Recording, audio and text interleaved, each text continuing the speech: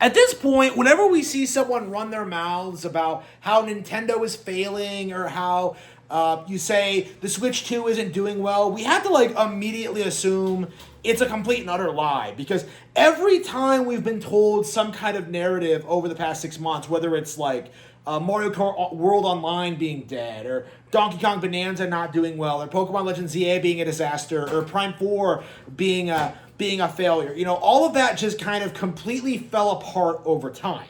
And now the newest cope, the idea that the Nintendo Switch 2 did not do well this holiday season, has been demonstrated to not be true. You know, the claim is coming from some guy in the UK, Christopher Dring, who, as you all know, is someone that cannot be trusted, someone with an agenda to push. Like, he is essentially kind of like Michael Pachter, in the sense where, like, his entire career basically involves, like, downplaying Nintendo to try and steer investors away from supporting them. You know, that's basically what we see from like the stock market when it comes to these kind of things, is that they push the idea that Nintendo's competitors are way more viable, that they're way more successful, that they're way more valuable to invest in, and people like go to them and not Nintendo, a much more stable, structured company. You know, it's very interesting to kind of see this happen time and time again. But what's equally interesting is how so many people like Review Tech USA, like Nintending, like so many other people in the community, like, really genuinely think that this guy has any credibility whatsoever. Like, they think that just because someone said something on Twitter, that automatically means it's true. Like, he's part of the industry. Yeah, the same industry that's been lying to you about the Nintendo brand for like 30 years now. You know, like, if you take the gaming industry community the gaming industry seriously when it comes to Nintendo coverage, you are downright delusional, because we have been screamed at for years about how Nintendo is like doomed to fail, how they can't succeed, how nobody likes their games or their hardware. And what we're seeing more and more of is that simply isn't the case. Like, this is another misrepresentation of what's actually happening. You know, Nintendo Switch 2 is dominating. It is doing very well. There are plenty of games on the horizon. You know, it's been a very successful launch period for Nintendo, but the gaming community does not want that to be the case, and are doing everything they possibly can to try to downplay and ignore Nintendo. And this is this month's attempt at it, you know? And I don't really see anybody outside of, like, the Nintendo hate grifter community, like, really talking about this, because, you know, this is something that obviously doesn't hold water, even if you think about it a little bit, you know? Like, Nintendians coming out saying that, like, well, Nintendo Switch 2 doesn't have a killer app, and I'm just like, what are you talking about? Like, Mario Kart is bigger than Grand Theft Auto.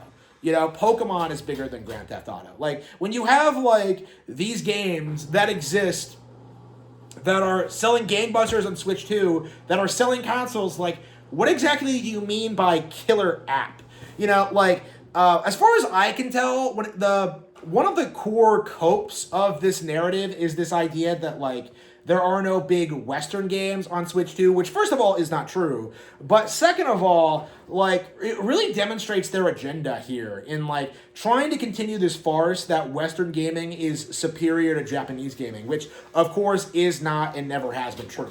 You know, these are the people who will try and tell you that Baldur's Gate 3 and Expedition 33 are, like, way better than anything Nintendo's ever done, when in actuality, Nintendo puts out better RPGs than those, like, every week.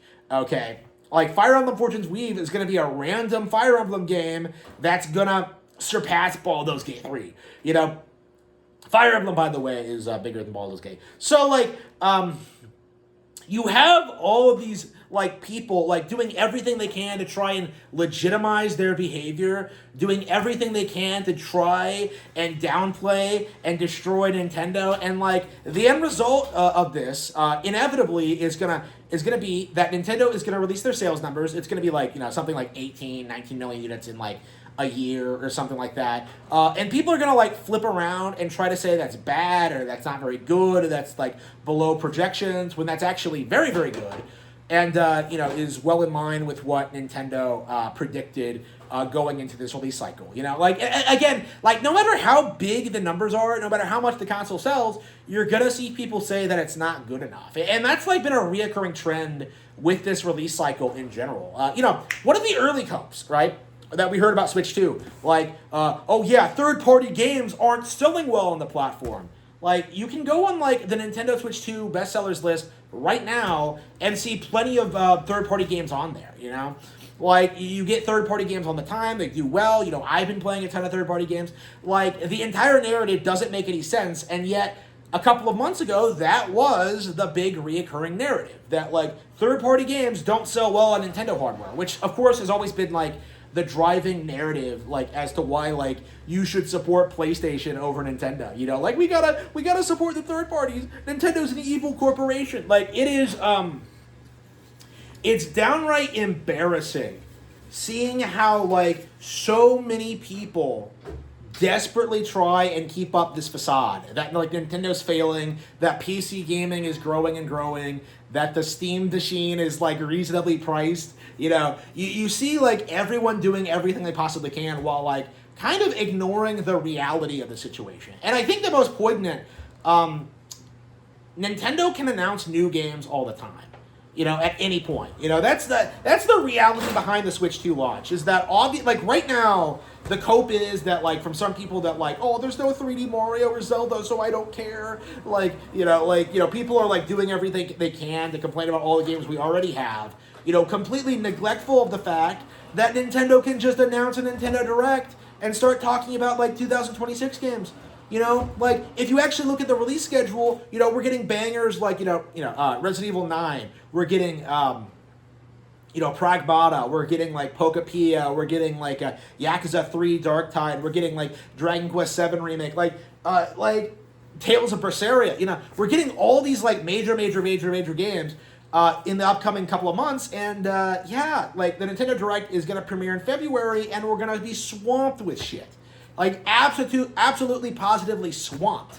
And I'm just very, very confused about the mindset, people have when they try and tell you that, the Switch 2 doesn't have any games, and that it doesn't have killer apps, and that, it's not going to sell very well. It's it already has sold well. The games have been doing well, and new games are going to get announced and released, over the next year. I don't...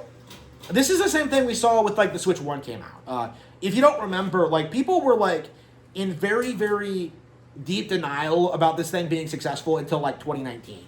Until, the release of Super Smash Bros. Ultimate, pretty much, until that happened, the entire cope was that, Switch has no games, there's nothing on it, Wii U ports, and, what happened? Mario Kart 8 Deluxe becomes one of the best-selling games ever made.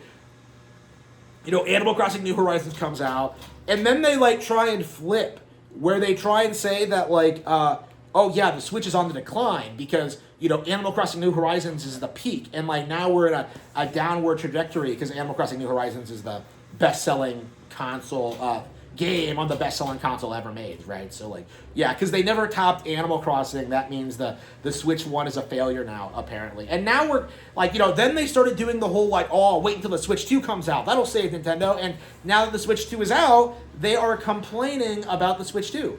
This is the reality of the current situation of how these people behave, is that no matter what Nintendo does, no matter what they announce, no matter how well they do, certain people, non-gamers, will always insist that it's not good enough, that Nintendo is never going to be successful, that they're always going to lose the PC, Xbox, and PlayStation, and the third parties, and the reality is, Nintendo's already won. Okay, the reality is, Nintendo's won the console war, and we're kind of in the aftermath, where we kind of have these guys, how, those Japanese guys who kept fighting World War II until, the 70s? That's basically what we're in right now, where we have a fringe group of internet weirdos online who have this entire economy around hating Nintendo, who have built their entire careers and their entire lives around hating Nintendo and downplaying Nintendo and hating everything they do. You have people like that online and nowhere else, complaining about Nintendo incessantly. And, over time, these people are going to become less and less relevant. They're going to become less and less like taken seriously, and they're going to be exposed as frauds more and more. You know, you can't do that thing that Sean Malmstrom used to do. Like, Zelda stopped being good after Zelda 2 because it was casualized. Like, you can't tell that to a demographic of people who grew up on, like, A Link to the Past or anything after that, okay? You can't, like, gaslight people who played Metroid Dread into thinking the game is bad, okay? Like, it's just not possible.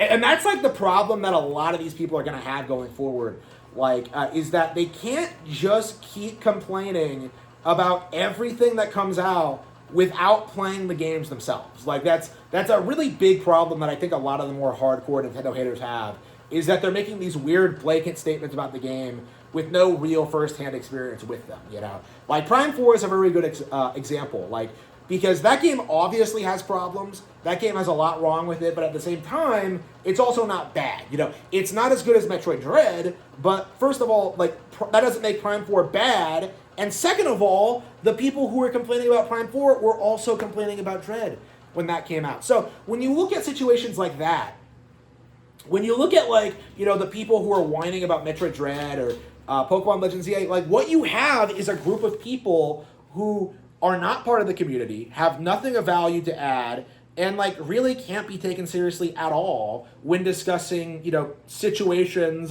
in regard to this community. You know, the Pokemon situation is a very, very good example of this. You know, where people are spurging out about Pokemon constantly, and it really has no bearing on the success of the games at all. You know, and they chalk it up to, like, obsessive fans, but in actuality, they are just a vocal minority of people who never cared about Pokemon to begin with.